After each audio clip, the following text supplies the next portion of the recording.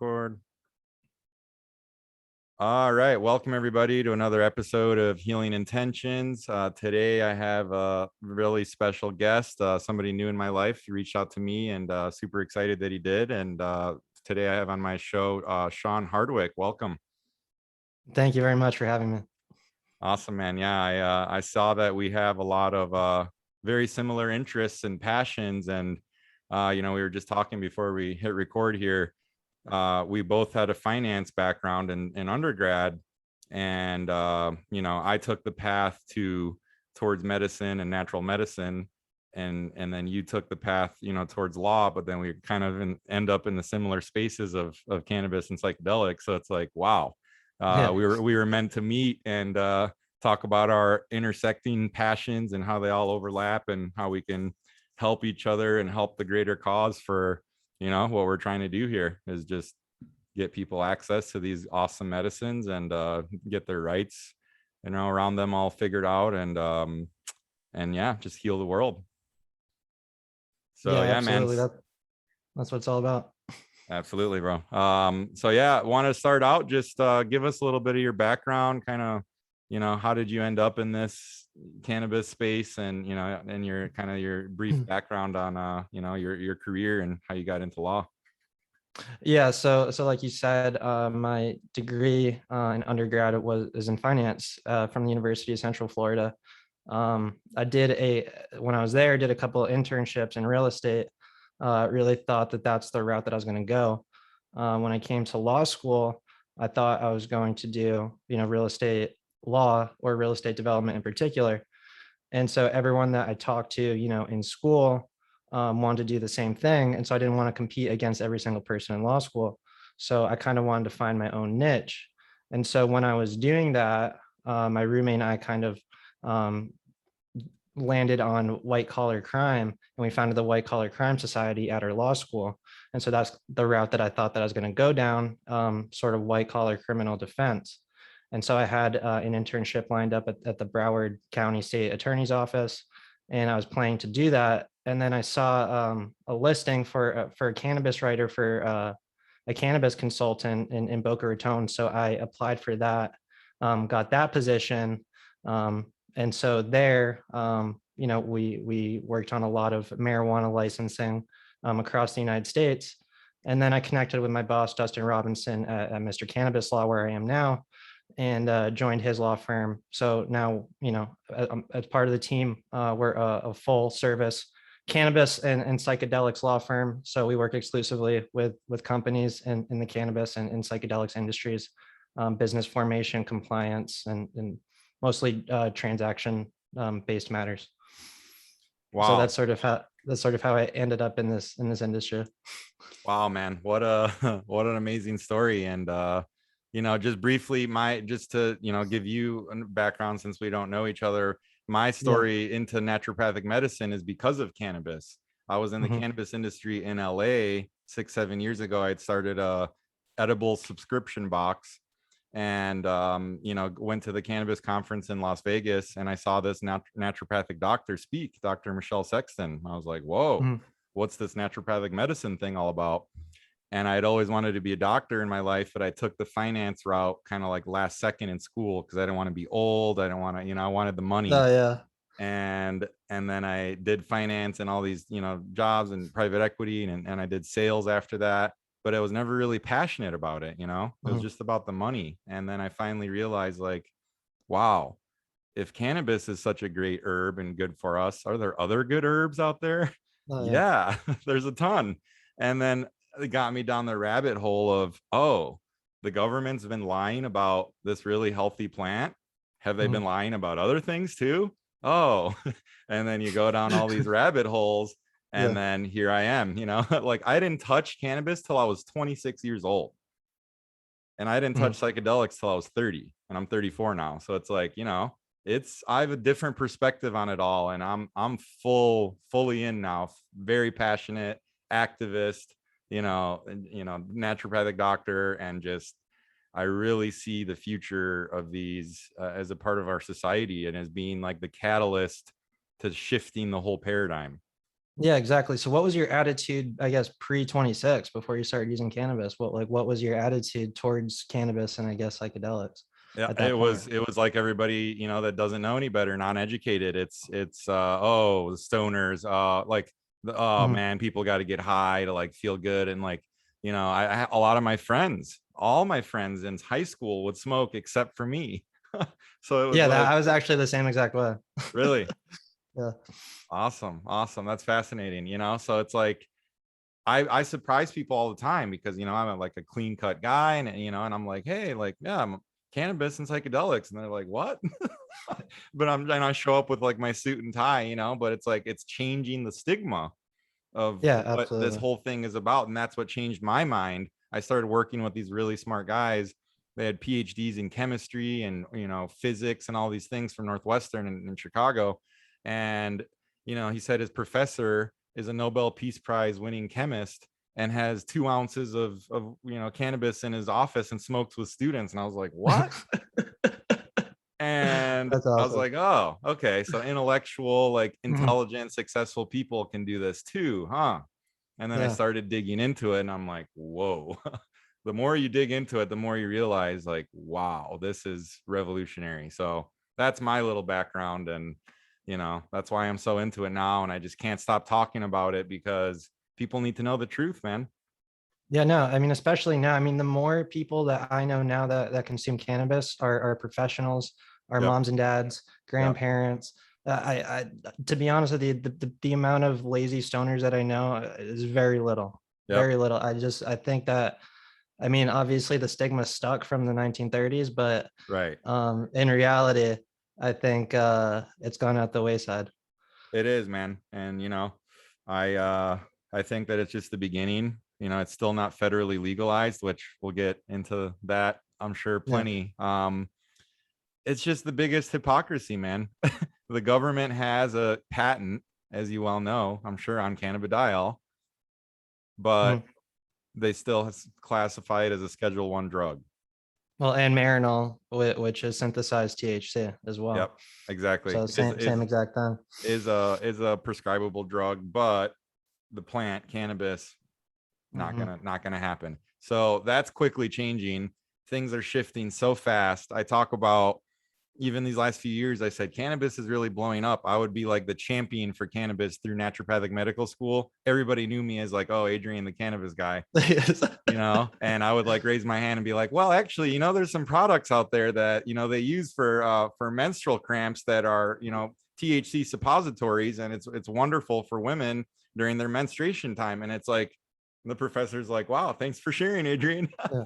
I didn't care. I had no fear, because I know Uh-huh. what my intentions are for the healing. Yeah, no, exactly. And so yeah, man, I just get excited about cannabis has been doing this big shift. But then I was like, psychedelics are kind of right behind it, when really now it's like they're neck and neck. And Oh, psychedelics like MDMA is most likely going to be, scheduled as a pharmaceutical drug even before cannabis. Who knows? I mean, anything's yeah. possible, but Yeah, yeah. Yeah. To your point, what's kind of funny is that psychedelics are in a weird way more legitimate than cannabis right, because they are going through the FDA process, which is the correct federal process. right, And not that anyone hasn't wanted to do that for cannabis to get the proper research conducted to reschedule it, but it being a Schedule One substance and being in Marinol, which is the synthesized THC, yeah, and CBD being in Epidiolex, you can't really study these compounds like you can psilocybin, MDMA, LSD, and all these other things. And they're already showing obviously tremendous benefits during their clinical trials. yeah, absolutely. It's just the beginning too, and those are the trials that have been done. That's not even considering all the thousands of anecdotal reports and the prior research in the 50s and 60s that they did in psychiatry. Mhm. And there's so much. And that's for that's just recent. What about the thousands of years of clinical, like just use, spiritual, medicinal, sacred use of a lot of these psychedelics in since the beginning of human history for a lot of them, right? So it's like, Yeah. this is a lot more even beyond FDA and, what the pharmaceuticals say and this and that.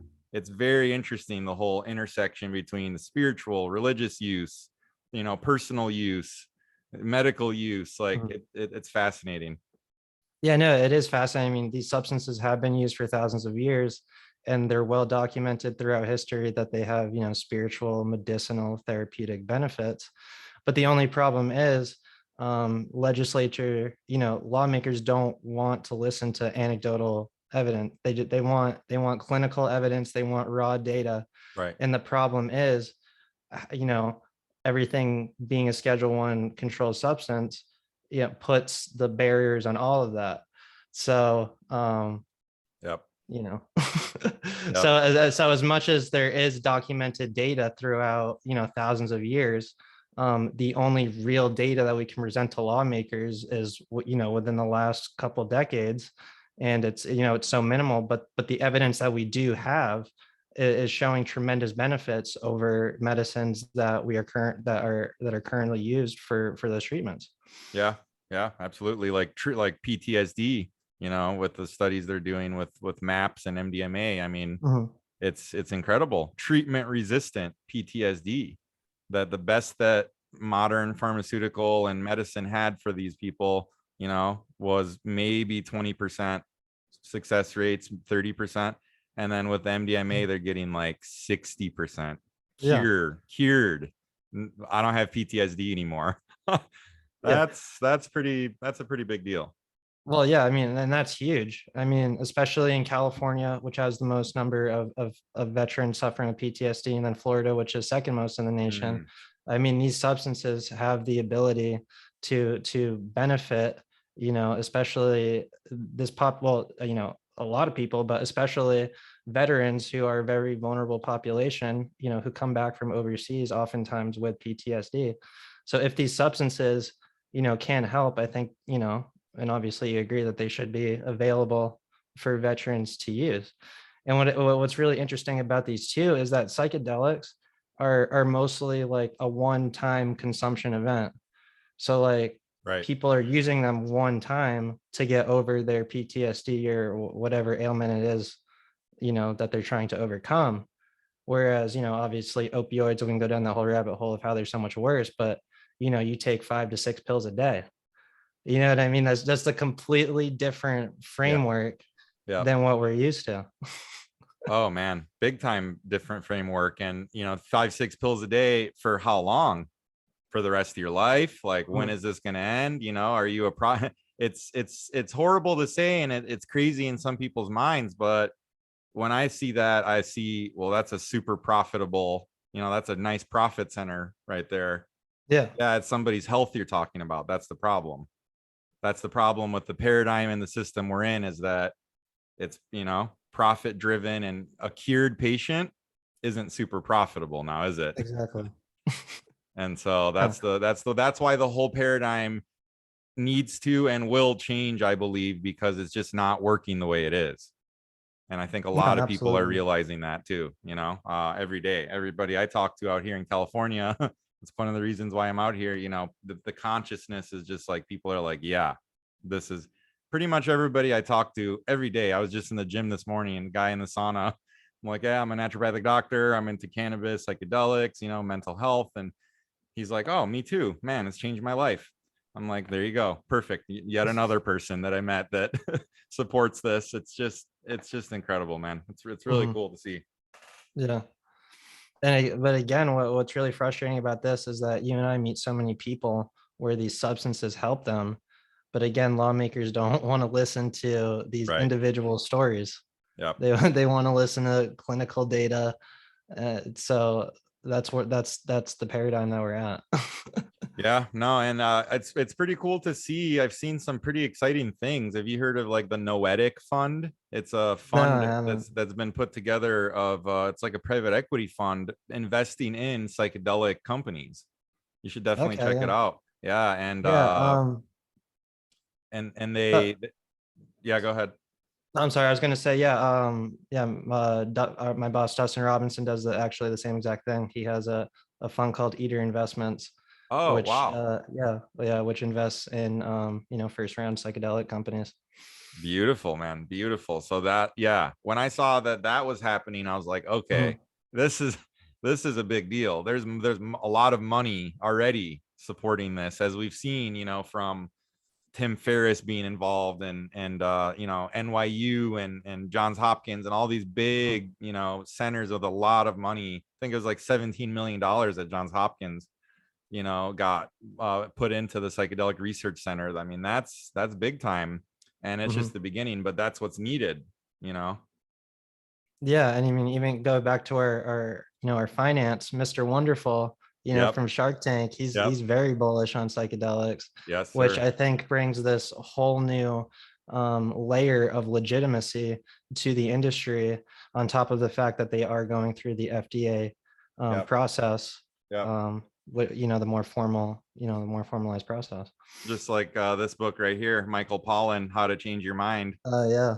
Him writing this book is a big deal. Mhm, He's a very well respected, big time author, and for him to write this and to experience some of them himself is mhm, awesome. And I just read his other book that's new, how This Is Your Mind on Plants, and he talks about opium, mescaline, and caffeine, coffee and tea. mhm. And it was a really interesting book. Really dives deep into the whole opioid rabbit hole. And man, that's such a messed up rabbit hole. I don't even want to go there, but like it's one of my reasons that fuels me every single day when I think about that stuff. And over 100, what is it, 10 or 20, 110 overdose deaths a day from Mhm. opioids a day Yeah. in this country, and back to the veterans, it's like 20 veterans, I think, a day commit suicide.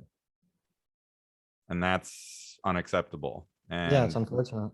we have a lot of solutions for it, and I'm here Mhm. to fight and be that warrior for, every single person out there that needs and deserves that, because it's what's right. And Mhm. the system, and that's why people are doing it, whether regardless of the law or not, right? There's law, and then there's the enforcement of the law, and then there's the the whole underground part of the economy. And Yeah.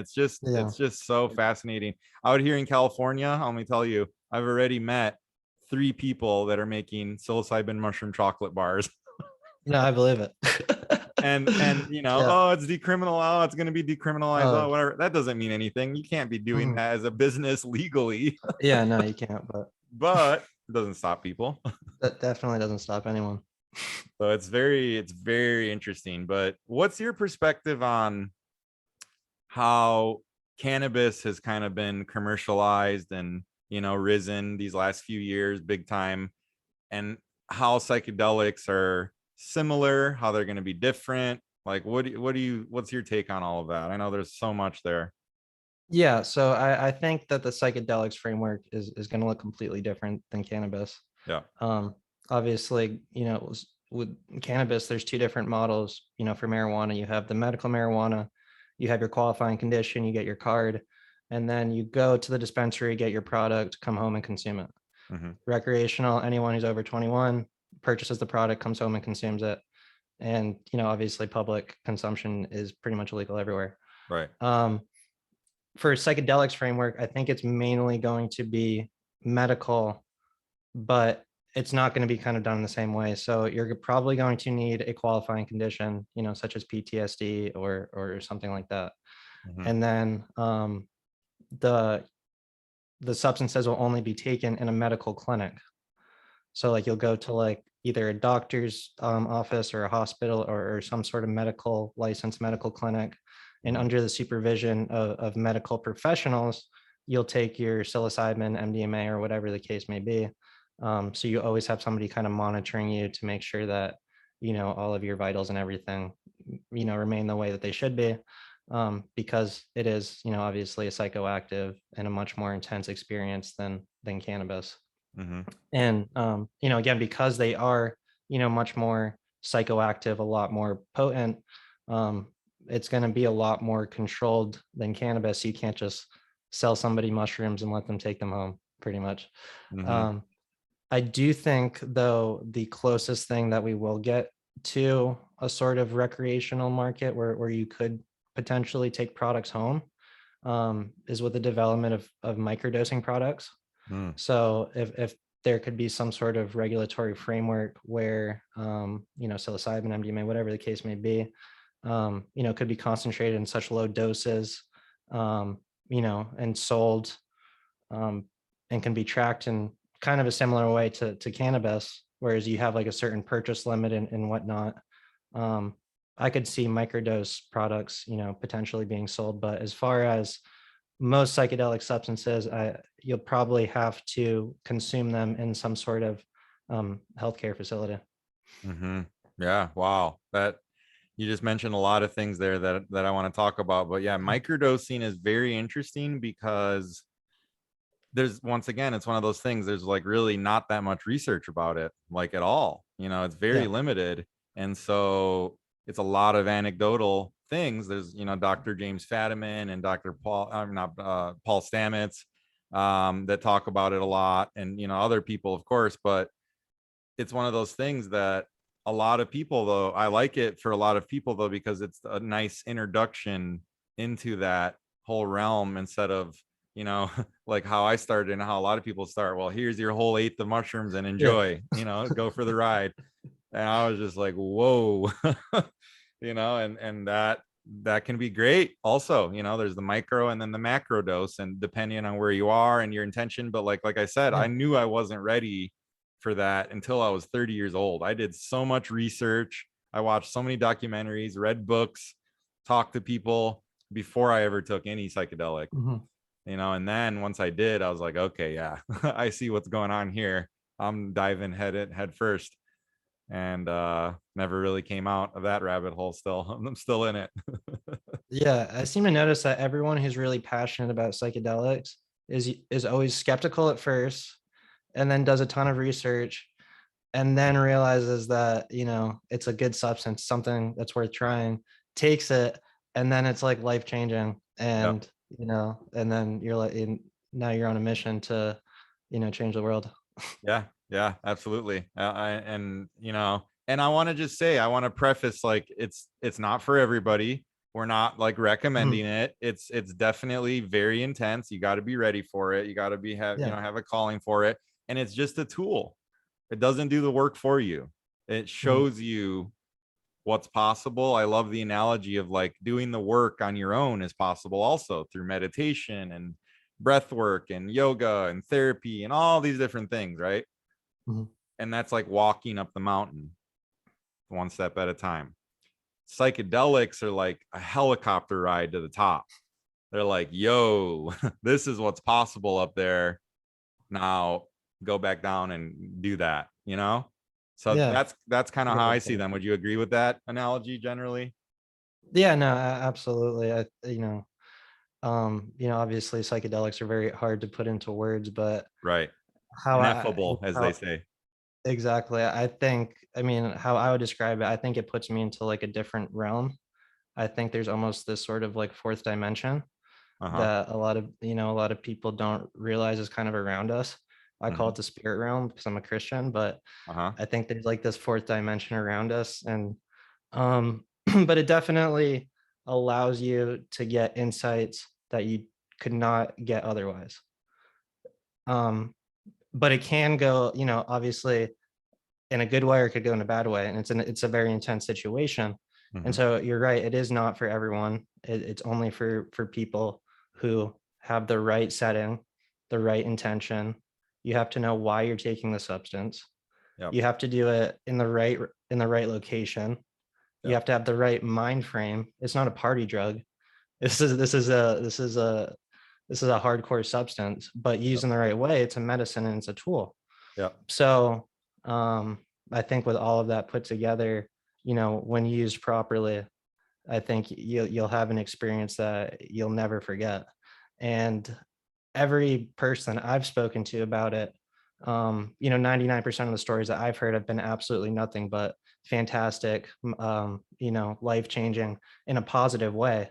there's only one story that I can recall off the top of my head that was, a negative sort of experience that deterred them from psychedelic use forever. But that was only one.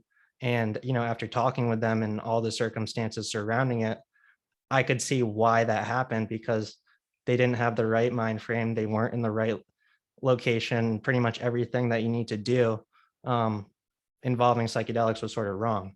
Mm-hmm. And so um, I think everyone needs to like sort of keep in mind that something could go wrong. Obviously, everyone needs to keep that in mind. But um, again, 99% of stories that I've heard in my personal experiences, everything has been positive if done correctly and safely. Yeah, yeah, I would agree. And I have one, circumstance I can think of when I was, witnessed the time when somebody that had some underlying mental illness going on, and Mhm. it was like under the surface kind of, but then it kind of came out. But Yeah. it ended up being a good thing, I think, because it was able to be better treated and like diagnosed, and like really like it was like a big turning point and awakening, I think, from there, Mhm. from what I understand. So it ended up, that's the whole idea of like there is no bad trip. It could be difficult, Mhm. but that doesn't mean it's bad to label it that judgment. There could be a lot that you get out of it when you had this horrible, oh my God, oh, I thought about death and dying and my whole Mhm. family dying, all this terrible shit. I hated it. Well, it was like, well, why did that come up? Yeah. It's a psychedelic literally means mind manifesting, bringing your Yeah. subconscious to the conscious. And Mhm. that's powerful. A lot of stuff is down there in that subconscious. Absolutely. But I think it's interesting that you brought up death as being like the negative, because what I've experienced is that most people have some sort of encounter with death during their psychedelic experience, and Yeah. it's actually a positive thing. Right. Like, I know through my psychedelic experience with psilocybin mushrooms that I fear death a lot less, because there is really nothing to fear.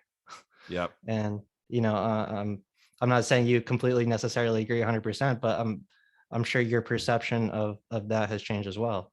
Oh yeah. No, I definitely I was saying it in the context of like, a lot of people have that fear of death, and Mhm. it's something Yeah. that could very well come up, and like you said, often does, pretty much always can, Yeah. depending on what Yeah. you're doing, right? Like the Mhm. very stronger doses and like ayahuasca and like things like that. Like that's the realm you're in. I mean, ayahuasca is literally the vine of the dead, so Mhm. definitely. But yeah, it's that fear in general, just the concept of fear that comes up a lot. And like, what is fear really? And Mhm. it's just like that one acronym: false evidence appearing real. That's what fear is, and it's like, Oh, I've never heard that. yeah, it's a good one, right? Yeah, And it is. and like somebody else said, it's like philosophically there's really only two emotions: love and fear. Mhm. So it's like, just you can't be afraid, and just go back to your heart and love, get out of our minds and get it back into our hearts. And that's what psychedelics can pretty much force you to do, and be in the present moment. And it can be damn uncomfortable, but it could be exactly what you need to see in that moment. Yeah, absolutely. And you It, can experience a death of your ego.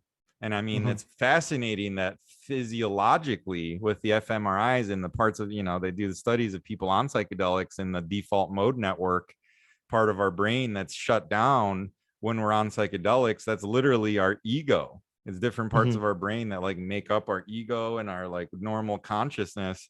And it's very powerful when you can temporarily lower that for a bit.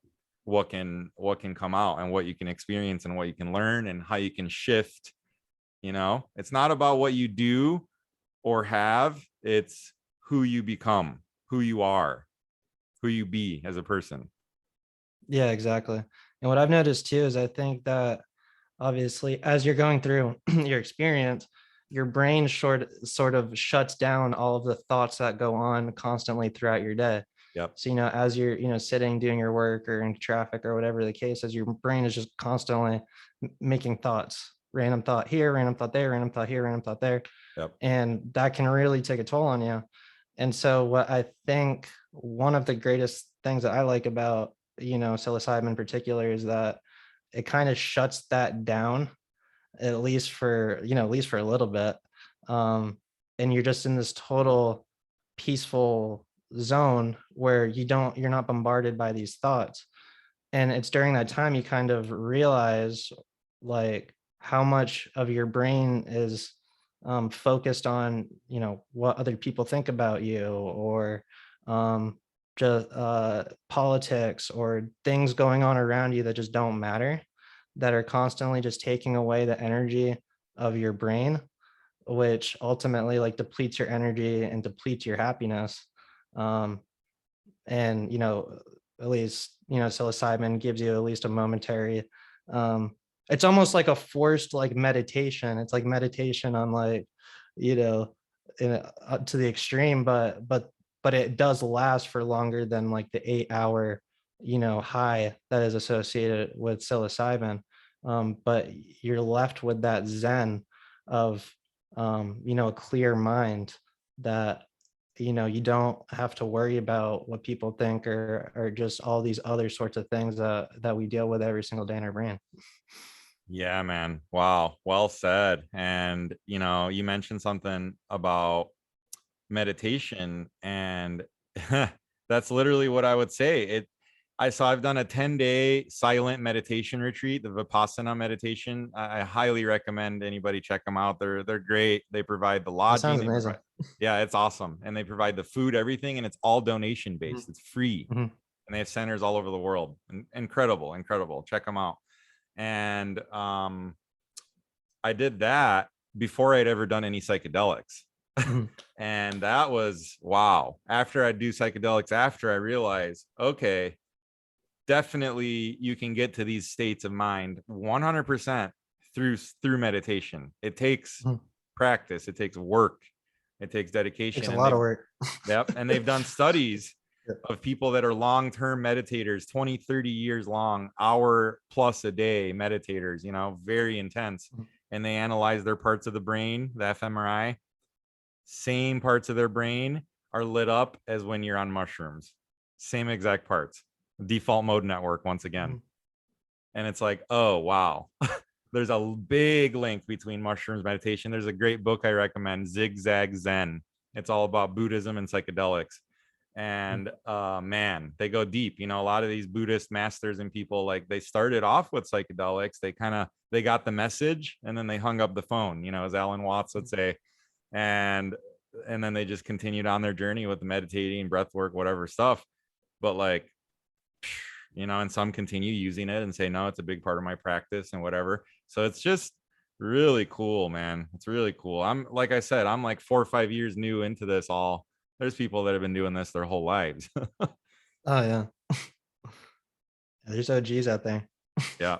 Yeah. So I want to ask you about some more details about like the law, like cannabis law going on. What's your take on everything, with it getting, like, is it better to get federally like legalized? Is it better to be descheduled? Is it better to be lowered on the schedule? Like, what's your take on that? What would you be the best way going forward, or for the greater good? Yeah, I mean, it's very interesting. There's a lot of different things that can be done. There's a few bills that are introduced into Congress, and to be honest, I don't really see any of them really gaining any sort of traction. Mm, Um, I just think there's way too much disconnect. mm-hmm. You kind of have your House and Senate Republicans who don't really support it, and then you have your House and Senate Democrats that typically do. But I'm kind of seeing that I don't really think the president and vice president really support it. So I just don't really see this kind of, Yeah. gaining any real traction. Um, but I don't know. I think we're going to be dealing with this sort of each state kind of having its own industry for a while. I think one of the biggest or one of the easiest fixes is to allow these companies to have access to banking resources. Yes. So that's one of the bills that's actually gained the most traction. Yep. And that has the most likely chance of passing, just because all you're basically doing is giving these companies access to banking. Yep. You're not legalizing or anything, but what that would do is, give operators, a place to put their money, give them a chance to get loans like a normal business, because right now you basically need to have all the money you need to operate up front. So if you have a mom or pop who really wants to open a dispensary, and if you can do it in the state, depending on your framework, it's really hard because you're most likely going to need $500,000 plus just to get the real estate, equipment, inventory, your employees, insurance, legal fees, and this and that. And so that's really hard for a lot of people to just Right. pull that money, and just say, we'll invest all of this right now into this business, which is not guaranteed to work. Right. So I think having access to banking, not only makes the cannabis industry more legitimate, but it is an easy way to help operators, all across the country. Yep. Let me just say one thing Yeah. about that. I totally agree. And, I remember going to the cannabis conference, the MJ Biz Daily, the big Mhm. cannabis conference in Las Vegas. Which will you be at that, by the way? I'm going in October. No, I No? won't. Okay. But I'll make it out there. I haven't been yet, but okay. that's definitely like on the bucket list. Okay, cool. Yeah, I'll be there, and then I'll be at EDC Las Vegas for my Mhm. birthday, which is that Oh, weekend. So nice. yeah, so I'm super Enjoy excited. that. But yeah, I remember at that conference they said back in like 2014, 15, they Mhm. said that 80% of the cannabis industry, which is how many billion now? I don't even know. I haven't caught up with recent numbers, Yeah, like it's like legal. 25 or 30. Yeah, Yeah. all of that, like 80% back then was in cash, Hmm. in dollar bills. Like Hmm. that's crazy. They'd be dropping off their tax payments and stuff like in duffel bags at the at the courthouse. I'm Yeah. like, it shouldn't have to be that way, and like No, going to a absolutely. industrial area like you're doing some kind of like, mafia deal or something like Yeah. what are we buying here? Nuclear weapons or like a Yeah. plant? Like it's just so crazy. Yeah, no, exactly. I'm not sure how it is in California, but I know in Florida, pretty much every dispensary here takes CanPay, which is basically you just connect your bank account to this like third party app, and then you can facilitate the payments through that. It's basically just kind of like Venmo or whatever, where you're Wow. just connecting your bank account, and so you can do like your debit payments that way. I've Because never you heard of can't. that even. No, we don't Yeah. have that here. And everybody does. A lot of people places are cash only still, even Really? the recreational. Yeah. And then Yeah. it's all recreational, here now, except some cities are medical only still. Mhm. But and then some places take debit card. And I don't know how they do that through whatever ATM merchant systems, whatever. Yeah. But $3 fee or whatever, and take your Mhm. debit card, put in your PIN, and no problem, sir. And yeah, and that's I don't know how legit that is fully or whatever, but it's the Yeah. wild west out here. Yeah, but it's interesting to see how like creative people can get working around all of these sort of prohibitions against cannabis. Yeah. Because again, I mean, now we're having these, third party payment processors come in to facilitate these transactions because not everyone carries around cash. So Yeah, it's just absolutely. interesting.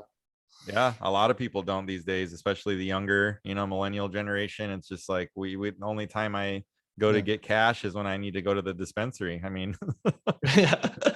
like that's just how it is. But what's your take on, I don't know how much you're into all the cryptocurrency blockchain, stuff going on, and like the law behind all of that is ever evolving as well.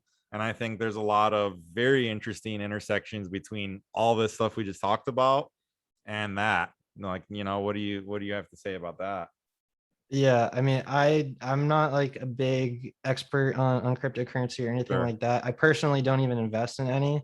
Okay. I don't I'm, I don't really understand it as far Yeah. as I'm kind of like I'm not as extreme as Warren Buffett, to whereas I don't agree with it at all. Right.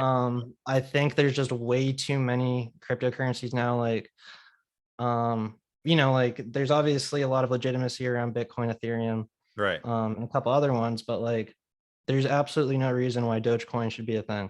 Yeah. I In my know. opinion, in my opinion at least. Yeah. In my I opinion at know. least, so we can go back and forth with that. Yeah. But as far as an interaction between not necessarily a cryptocurrency, but I actually wrote a paper about hemp being tracked on a national uh, blockchain ledger, Uh-huh. because hemp is federally legal. Hemp products can be created in Florida, sold to a processor in Colorado, and then sold to an end user in North Carolina. Yep. And if that end user in North Carolina gets sick or for whatever reason, good luck tracing back to that original Florida hemp operator. So, the a blockchain is really efficient at storing information. That information can't be altered, and you can trace the record back to its original owner. So for every single hemp product that's created in the United States, we can have a record of who grew the product, who created it, who transported it, who sold it, and then ultimately who purchased it. And then if there's any sort of problem in that sort of supply chain, we can, see exactly who caused the problem and hold that person, accountable, or, resolve any sort of issue that there might be. Wow. That's huge, man. That's huge what you just said. If people listening can just wrap their head around what you just said, rewind it, re-listen to it, or whatever you need, because man, the implications of that. I mean, from studying finance and economics, like the deal is with the cryptocurrency side, money and the way we do money has never been innovated since the Mhm, beginning of human history. It's happening right now. mhm. Like I met a 26-year-old guy. I was like, "What do you do, man?" He's like, "I'm retired." I'm like, "What do you mean?" He's like, "Oh, I'm in smart contracts." I'm like, "Oh, okay, I know what you mean." And Yeah. he's a multi-millionaire because of cryptocurrency. And Yeah. there's going to be a whole lot more of that coming, Yeah. and I think it's just going to revolutionize everything with the way we're doing a whole bunch of different things. And Yeah. yeah, man, I just think with hemp as at a very minimum, wow, the power of hemp as a plant and all it can do way beyond just CBD, Mhm. what hemp can do for paper and plastic and fuel and, energy and all of these different things that it can do, and building, all these things like construction, like it's really revolutionary. And there's a Yeah, reason why it was. that's really what I'm most excited about as far as hemp goes, because, Mhm. again, it's a regenerable plant. It's all natural, and it works a lot more effectively in commercial products, like you said, paper, rope, building supplies, etc., than a lot of traditional materials. And but the problem is, like, everyone who's in the hemp industry now is focused on selling cannabinoid products. So they're only interested in selling CBD or Delta 8 THC or some sort of other minor cannabinoid product. Yeah. And no one's interested in really developing hemp plastic or hemp paper or hemp rope, because it's not sexy, and it's probably not the most profitable. Yeah. But that's definitely where I think the country needs to be moving. And I honestly think we're not really going to see that development or that shift towards all natural sort of hemp products until we start seeing true investments from either state or federal government um, into those resources. Mm-hmm. Mm-hmm. It could be state or federal government. I agree. It's got to be something. Could be state or federal government, or it could come from private, like Yeah, the the only reason I don't say private is, again, because it's just not that profitable.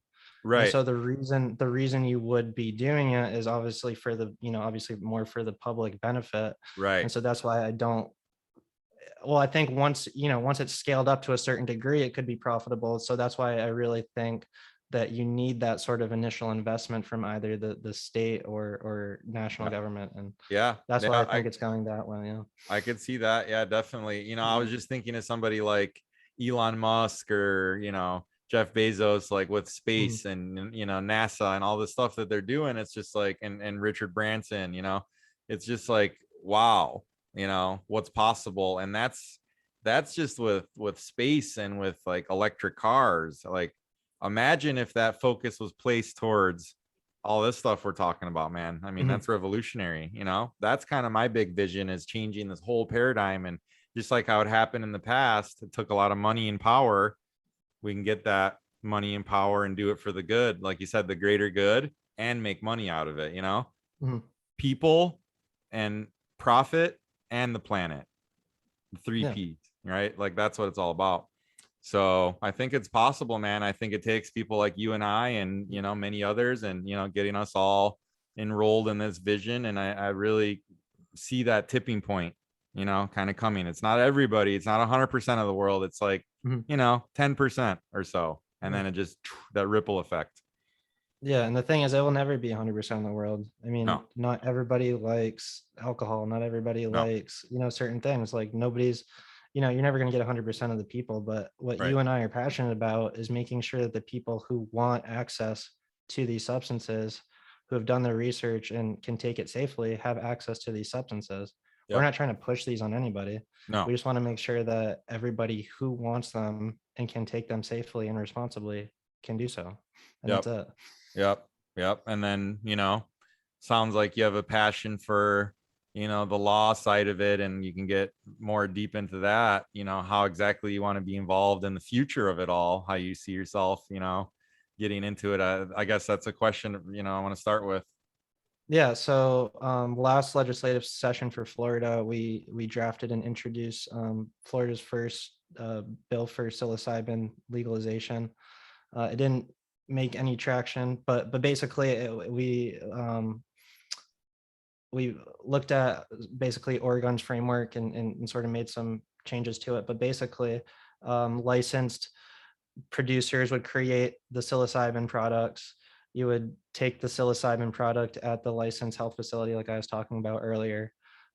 You'd meet with a medical professional to determine if taking psilocybin is appropriate for your medical condition, and then you go through pre-counseling, and then once you take it, there will be a medical professional who advises you the whole time, and then you have transportation home, and then post treatment sort of counseling. Um, and then we also included a decriminalization measure in there for all entheogenic substances. Um, but obviously, like I said, that didn't really gain any traction. We didn't really expect it to. It was Yeah. kind of a Hail Mary sort of bill. But what it did is it got the conversation started in the Florida legislature that psychedelic substances are legitimate, and there's an industry to be made around it. Mm-hmm. Whether it's like the medical framework that we did or some sort of other framework.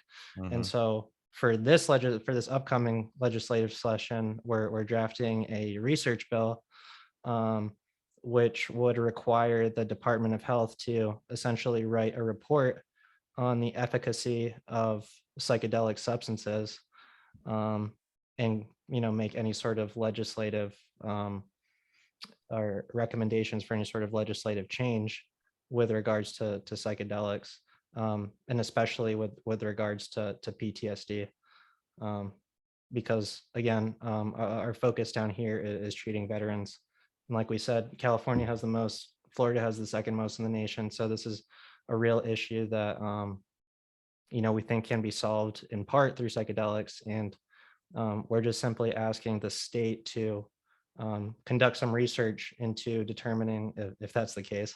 So if that passes, hopefully that'll be a good first step to make a legitimate argument for creating the more medical based framework that I was talking about earlier.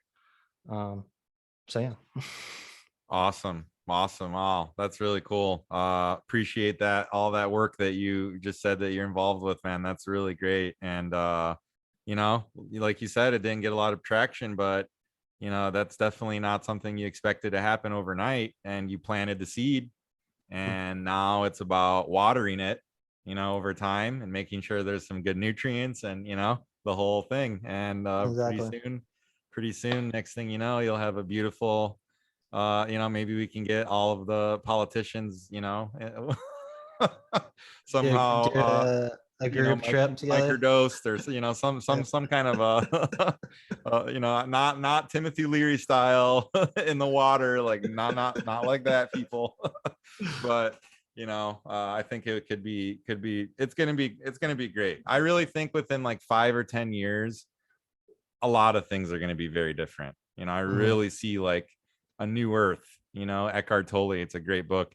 Um, that's coming around the corner, like you said, 4D, that you get into, you know, a lot of the spiritual, you know, community talks about like 5D consciousness, you know, and that's kind of like what we're transitioning to. And that's Mhm. kind of like what's happening right now, and why it's so hard for a lot of people. And it's like, well, where are you at in that, you know, progression of your, you know, soul or spirit, or however you want to look at it, consciousness. And so, you know, but I think what's right around the corner is going to be beautiful, however your Yeah, views no, of it are, you I know. agree. Yeah. Mhm. I was curious, in that decrim bill that you guys wrote, did you exclude peyote cactus, or was it in there? Yeah, no, it was all entheogenic substances. So that's any naturally occurring substance, or any naturally occurring psychedelic substance. So peyote would be included in that. Okay. Okay. Yeah. Cause it's probably, I don't know how as common it is in Florida, grown, but in California, they took it out because a lot of the, you know, tribes said, Mhm. well, that's a big part of our, you know, like, you know, spirituality and what we do. And if there's, you know, people coming all over trying to, you know, harvest and whatever, it can really mess with things and whatever. So they actually took peyote out, I believe, in California in the decrim bill, the decrim nature or whatever. I think, you know, Mhm. I can't keep up, but there's so many so many Yeah, things there's going so many on. different organizations, and Yeah, with yeah. so many states and so many, but I know that, and I was reading in the Michael Pollan book, and they talked about how they fought to like take it out here. So that was quite interesting. I don't have any experience with that personally, but I'm definitely intrigued and love the whole tradition and culture around so many of the great, you know, Native American tribes that we have in our country here. That's just, I love that. I love that whole world. I don't know much about it, but I have some friends that we're doing like shaman training, and you know, we're kind of deep in that world. So it's pretty cool stuff. Oh, that sounds sick. Yeah. Yeah, definitely. So what else, Sean? What else is on your mind that you want to talk to the world about, that's going on, or that you know, you had on your heart or on your mind?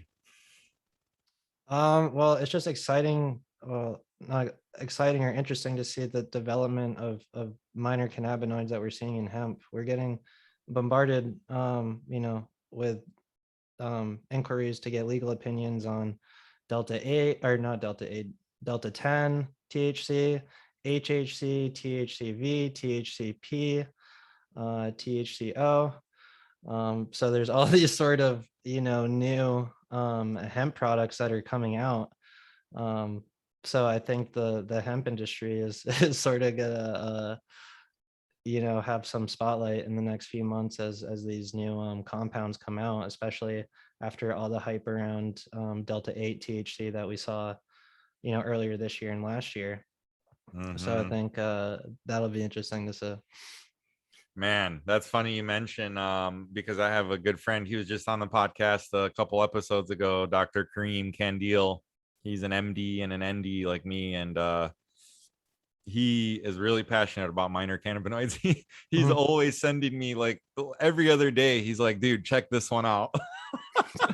I'm like, wow, like when does this end? Like Yeah. it literally, I'm honestly gonna look it up right now because he's so into it that I have to tell you, because he mentioned some that I've never heard of before, man. And I was like, yeah, THCV, great, because appetite, Mhm. you know, suppressant, which is Mhm. massive in cannabis. That's one of the big problems, that people can't stop eating. And so he sent me one Delta 6A 10A THC, I aka haven't even Delta heard of that 3, one. I grown haven't heard from of that one. hemp. I'm like, dude, this is getting out of control. But yeah, Mhm. I can understand that they're like doing what they have to do, man. Hey, okay, we Yeah, can't do this the same as whatever. Okay, look, we can make all these other cannabinoids. yeah. Well, cannabis contains, over 150 cannabinoids naturally. Right, And, what's gotten all the spotlight is Delta 9 THC, which right. is obviously the cannabinoid that gets you high, and then Yep, CBD. yep. And then cannabis is completely classified by the amount of Delta 9 THC that's contained in it. Right, So any cannabis with more than 0.3% THC or more is marijuana, and it's federally illegal. And anything, 0.3% or less is federally legal and is considered hemp.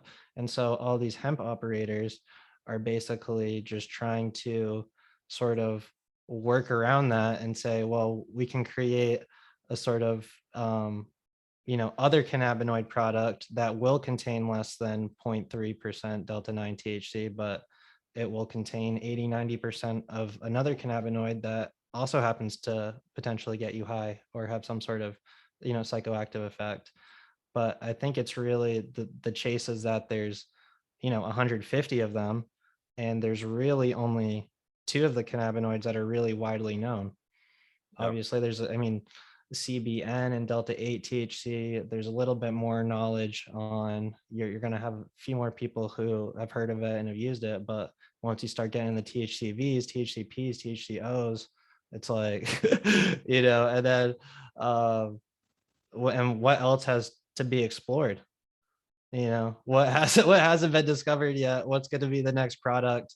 And and so it's really going to be interesting to see how the DEA and state regulators regulate these products, especially as a lot of the newer cannabinoids, in particular HHC, THCO, and THCP, are very psychoactive. THCP can have upwards of, it has 33 times the affinity to CB1 receptors as THC. Wow. So I guess in theory, it could be up to 3,200% more psychoactive than THC, theoretically. Now, it's not necessarily going to play out that way. It's not necessarily going to be 3,200% more psychoactive, but the fact that it binds 33 times more than traditional THC, there's definitely an increased psychoactive effect that you will feel. So, so even if it is, hemp derived product, it's going to be interesting to see how the DEA and the state regulators enforce these regulations with these operators selling these products, especially if minors get their hands on these products. Yeah, no, that is going to be interesting. I mean, can't you see it being where they just make a law where it's like all other minor cannabinoids are, not allowed or whatever, like just blanket, like anything, like, or is that's not that easy? That's why it's the way we are. I don't think it's that easy. And then on top of it, there's just way too much backlash from the hemp industry. There's already way too many products. It would just shut down an entire industry. And so it's basically regulators trying to catch up to hemp operators who are just being very creative. Yeah. Um, Yep. and I saw this so other company that they're doing yeah. CBD, of course, they've been doing, Mhm, now they do Delta 8, and then they mhm, do CBG, and then mhm, CBN, and then CBC, which is mhm, pretty rare. And you can buy all those separately. And then they also sell blends. And then some like mhm, and they're very high quality, organic, new leaf naturals. If you've ever mhm. heard of them, they're really, really good Yeah, I quality. believe I have. And And it's yeah, so they're one of the good ones I like out there, but many others. And so it's cool. It's interesting to see. mhm, And therapeutically, we see when you combine a lot of those, some really cool stuff can happen, mhm, especially the acidic forms of it, like CBDA or THCA. mhm, That in therapy, I read this book, Cannabis is Medicine by Dr. Bonnie Goldstein. mind blowing. She uses it a lot in you know, clinical practice, and it's just like unbelievable the effect she Mhm. gets from just layering different things, because that's what, you know. And but then it's not that shocking to me from a holistic medicine point of view. It's like we're always looking at the whole, you know, the whole plant. There's over 150 cannabinoids, and there's over Mhm. 400 different constituents, you know, the phytonutrients and the terpenes and the all the different stuff going on, and how that all interacts and synergizes, plus how that interacts with your body, which is a living Mhm. system. And your endocannabinoid system is based, you know, affected on so many things. So many things affect it. Your microbiome, you know, and your sleep and your exercise and all of your diet, all this stuff that if you, that's all really out of line, you taking 5 milligrams of something is going to be completely a different effect than somebody who's way closer to balance takes 5 milligrams. Like, Uh, whoa, I can yeah. really feel this, you know. Mhm. And it really makes sense. So I've seen that in people that have like impaired digestive systems, like something wrong with, you could eat whatever you want, right, but is your body Mhm. absorbing it, Mhm.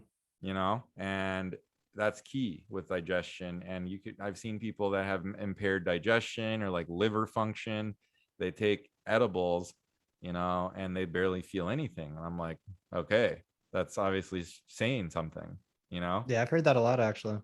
Yeah, so that's something Mhm. that a lot of people have issues with, you know, gut issues. And you know, a lot of people, you know, our society, the modern day in America, wreaks havoc on our liver.